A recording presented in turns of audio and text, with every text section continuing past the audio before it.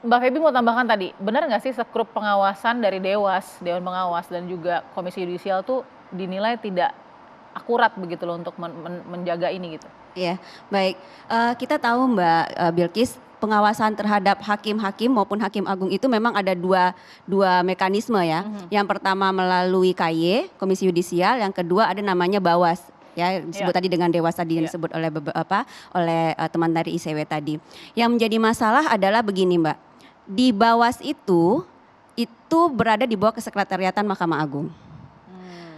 Kesekretariatan Mahkamah Agung itu orang-orang yang ada di Bawas tentu ya level golongan ataupun jabatannya itu di bawah Hakim Agung. Ya Mbak, mereka bisa mengawasi hakim-hakim selevel pengadilan tinggi ke bawah, hakim tinggi ke bawah. Mungkin itu lebih efektif. Tapi kalau sudah menjangkau Hakim Agung, Mbak tahu sendirilah, ibaratnya kayak kasus Sambo gitu ya Mbak ya. Yang mengawasi itu adalah yang di bawahnya Sambo gitu kan. Gimana itu bisa berjalan dengan baik kalau itu levelnya Hakim Agung. Siapa yang mengawasi Hakim Agung? Ya tentu di dalam undang-undangnya adalah Ketua Mahkamah Agung. Ketua Mahkamah Agung sanggupkah dia mengawasi sekian Hakim Agung dengan ribuan kasus yang masuk di sana? Itu puluhan ribu kasus masuk di sana diawasi oleh yang namanya Ketua Mahkamah Agung. Bawas memang menjadi pengawas juga, tapi tadi kita tahu level mereka itu berada di mana. Ya mereka tidak independen kan, karena kan di bawah Mahkamah Agung. Itu yang pertama. Yang kedua bicara tentang Komisi Yudisial. Komisi Yudisial itu memang di undang-undangnya dia hanya bicara tentang KEPPH, Kode Etik dan Pedoman Perilaku Hakim. Artinya yang dia bisa periksa hanya kaitannya dengan pelanggaran etik karena memang undang-undangnya begitu gitu. Jadi mau kita bawa ke sana juga memang begitulah akhirnya dia ngomong. Kalau kita bicara tentang putusan, salinan putusan, putusan yang tidak bermutu, putusan yang tidak baik, putusan yang ilegal dan segala macamnya, mereka akan katakan ini teknis, ini masalahnya itu di Mahkamah Agung. Yang bisa mengawasi ya Hakim Tinggi, Bawas, Hakim Agung, atau dalam hal ini adalah Ketua Mahkamah Agung. Oke, jadi gitu. Komisi Yudisial yang harus diekspansikan begitu kewenangannya atau bagaimana, Mbak Feby? Saya sih kalau saya melihat memang pertama fungsi dari Komisi Yudisial itu harus diperkuat Mbak. Itu yang pertama. Yang kedua kita tahu Mbak, korupsi-korupsi yang ada selama ini itu tidak langsung masuk ke hakimnya. Hubungan itu tidak langsung dari hakim dan si pencari keadilan, tapi melalui jalur di bawah ini loh. Ya kan melalui panitera, melalui jurusita, melalui tukang ketik, melalui malah sampai ke satpam pun mungkin bisa masuk gitu ya kalau yang kita tahu. Nah, masalahnya integritas itu hanya dibicarakan di tingkat hakim, hakim tinggi, hakim agung. Di mereka bawah ini gak ada Mbak bicara integritas perasaan saya gitu ya. Mungkin ada pengawasan terhadap mereka tapi diajarkankah mereka tentang integritas? Adakah diberikan tentang itu kepada mereka? Adakah undang-undang yang mengatur mereka tentang itu gitu ya? Dan sampai sejauh mana gitu peran dalam seleksinya mereka supaya orang yang terpilih itu adalah orang yang berintegritas.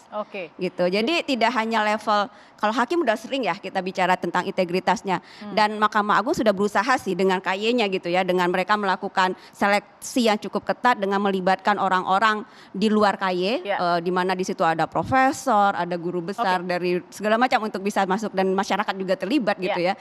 Tapi yang di bawah gak disinggung sama sekali itu juga suatu masalah menurut saya Mbak. Ini kan sistem ya, masuk ke dalam satu hal yang rusak, struktur atasnya dibenahi, di bawahnya enggak ya runtuh juga gitu. Bu Kusnu, ini seleksi sudah ketat nih. Kalau menurut Mbak Mutiara, Mbak Feby tadi sudah sangat ketat. Tapi kok seleksi orang nomor satunya nih Hakim Agungnya nggak ketat? Lolos dong ini berarti kan? Dari seleksi. Sebetulnya itu kan juga karena how the system work, jadi sistemnya sendiri bekerja tadi seperti itu. Karena sekarang misalnya semua seleksi komisi-komisi, ya, jadi ini tidak cuma Mahkamah Agung, tapi pada saat kita bicara Mahkamah Agung itu ada profesionalismnya juga kan. Jadi itu sebetulnya yang mestinya di sana dan kemudian integritasnya, semuanya kita bicara integritas. Semua akan bicara dengan normatif integritas. Tapi track record itu kadang-kadang nggak dilihat. Karena gitu. Track record kan tidak bisa membohongi ya Bu? Tidak bisa membohongi. Masih ingat siapa dulu Sotomayor yang di Amerika. Dia itu hanya karena dia bicara pernah mengatakan bahwa Hispanik itu lebih baik dibandingkan orang yang lain gitu ya. Dianggap dia ini apa itu rasis di Rasisme, dalam iya, konteks iya. itu. Itu sampai 2 hari dia harus menjelaskan di Kongres apa sebetulnya yang harus dia yang dia sampaikan Jadi secara dalam ilmiah seleksi itu. track record pun harus diklarifikasi ya Bu? Harus, jadi dia harus tahu. Sebetulnya zamannya Orde Baru dulu ada memfungsikan apa namanya pejaten, bin di dalam mengecek semua siapa yang akan menjadi Oke. pejabat. Dan sekarang itu nggak ada. Mereka tidak dimanfaatkan, bahkan ya sebetulnya Jadi juga jadi seleksinya masalah. normatif gitu maksudnya?